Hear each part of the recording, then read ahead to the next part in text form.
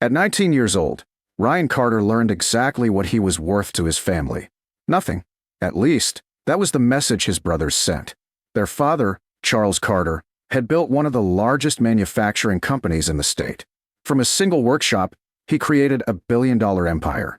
Everyone expected his three sons to inherit it, especially after Charles died unexpectedly from a heart attack. The funeral was enormous. Executives attended. Politicians attended. News crews covered it. Ryan stood quietly in the back.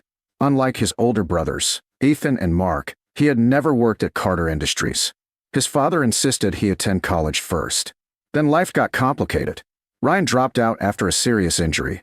Medical bills piled up. Debt followed. His brothers never let him forget it. At the will reading, the company's board members filled the conference room. Ryan sat silently beside the attorney. The document seemed straightforward. Mark inherited 45% of Carter Industries.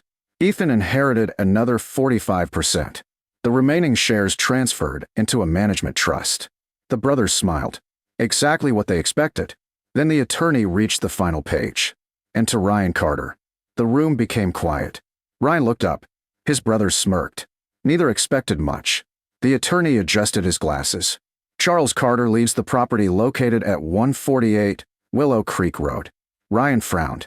He recognized the address immediately. His grandfather's old garage. A forgotten mechanic shop on the outskirts of town. The building hadn't operated in decades. Mark actually laughed. A garage. Several executives exchanged uncomfortable glances.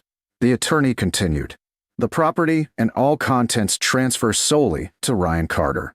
That was it. No company shares. No trust. No fortune. Just a dusty old garage. Afterward, Ethan approached him. You got the better deal. Ryan laughed. Really? Sure. His brother smirked. You won't have to attend board meetings. The sarcasm was obvious. By the following month, Ryan's situation had become worse. Medical debt collectors kept calling. His apartment lease expired. The little money he possessed vanished quickly. Eventually, he moved into his aging pickup truck. Every night, he parked somewhere different. Every morning, he pretended things would improve. Then he remembered the garage.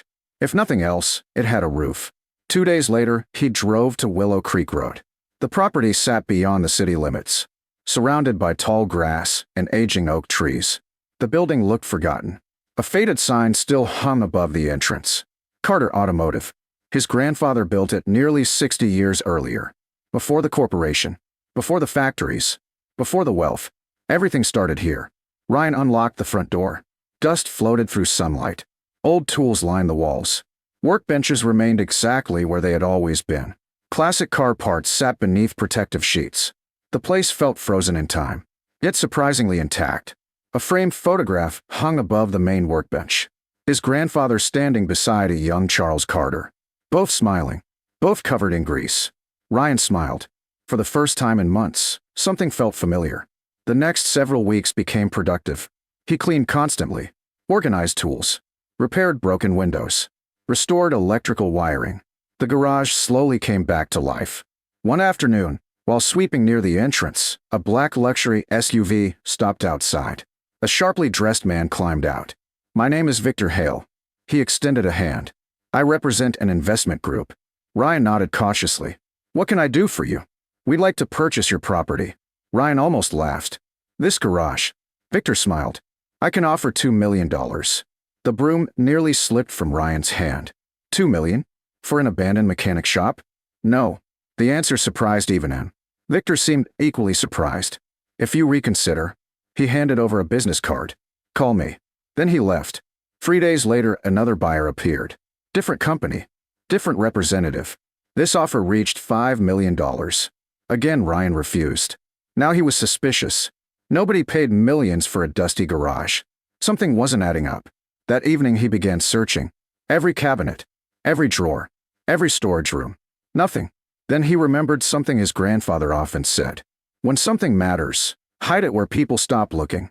Ryan smiled. That sounded exactly like him. The next morning he examined the garage more carefully. Near the rear wall sat an ancient hydraulic vehicle lift. The machinery hadn't worked for years. Yet something seemed unusual. One support column looked newer than the others. Not new, just newer. Curious, Ryan inspected it. His fingers discovered a tiny metal plate concealed beneath decades of grime. Behind the plate sat a keyhole. His heartbeat quickened. He searched the office. Hours passed. Finally, he found an old brass key taped beneath his grandfather's desk drawer. The key fit perfectly. A loud mechanical click echoed through the garage. The hydraulic lift slowly shifted sideways. Ryan froze. Beneath it appeared a hidden steel hatch. No way. His pulse raced. The hatch opened surprisingly easily. Cold air drifted upward. A spiral staircase descended into darkness. Far below the garage, Ryan grabbed a flashlight, then slowly climbed down. The staircase continued much deeper than seemed possible. Eventually, it opened into an enormous underground chamber. He stopped breathing. Concrete walls, steel shelving, generators, water systems, rows of filing cabinets. The place resembled a hidden command center, not a storage room. At the center stood a massive oak table. A single envelope rested there. Across the front, written in his father's handwriting, were 3 words. For Ryan only. His hands trembled. Slowly he opened it. The first sentence made his blood run cold. If you found this room, then the people searching for it have probably found the garage already. Ryan frowned. Searching? People? Before he could continue reading, a low engine echoed faintly above. Then another. Then another. He rushed toward a security monitor mounted on the wall. The screen flickered to life.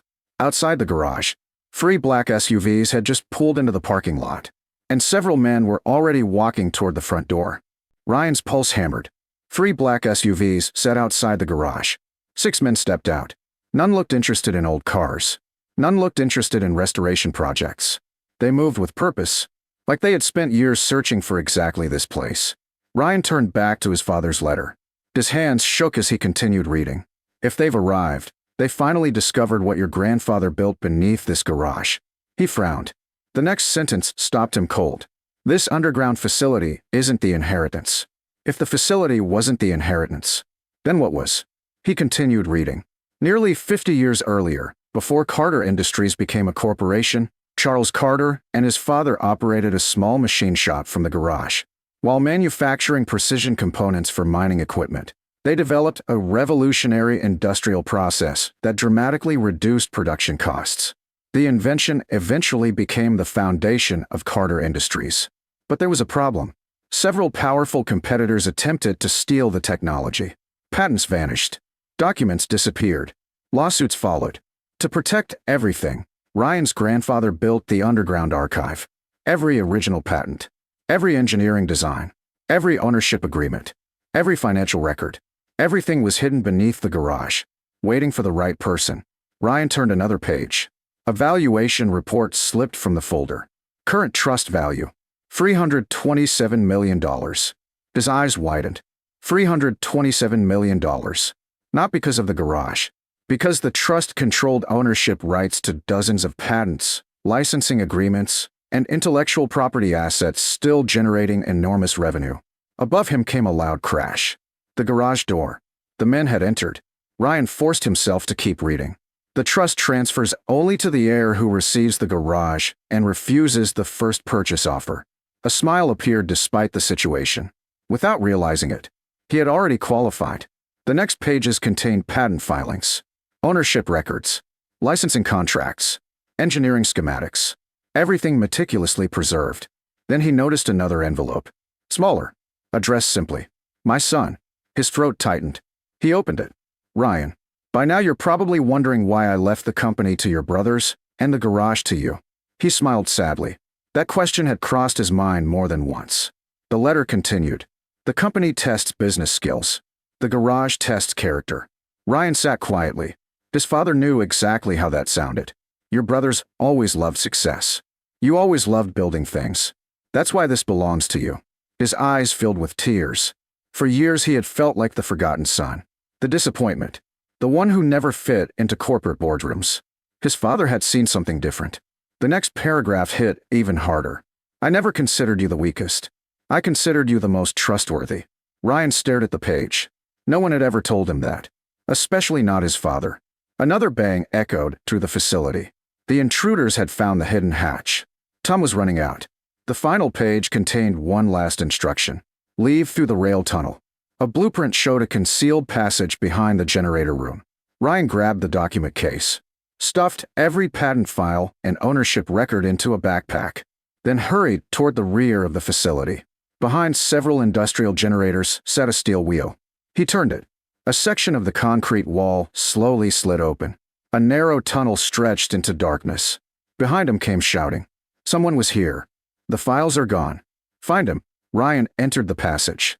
The hidden tunnel followed an abandoned railway spur beneath the countryside. After nearly 20 minutes of walking, daylight appeared ahead. He emerged inside an old freight depot several miles away.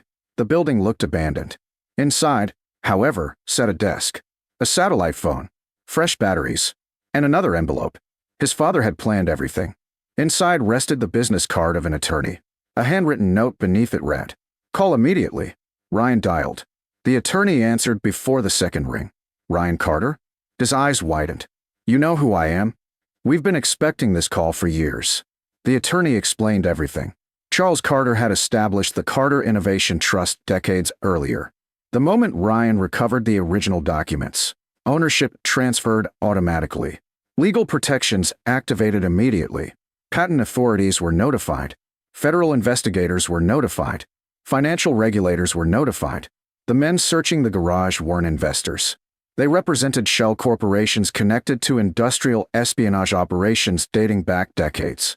The evidence hidden beneath the garage documented stolen technology, fraudulent licensing agreements, and corporate theft involving billions of dollars.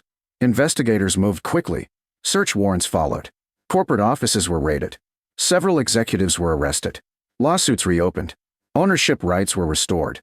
The underground archive became one of the most significant collections of industrial intellectual property evidence ever uncovered. Months later, the Carter Innovation Trust officially took control of hundreds of licensing agreements. Reporters expected Ryan to sell everything immediately. Instead, he surprised everyone. He reopened Carter Automotive, not as a museum, as a working innovation center. Young mechanics, engineers, inventors, and trade school students all received opportunities there.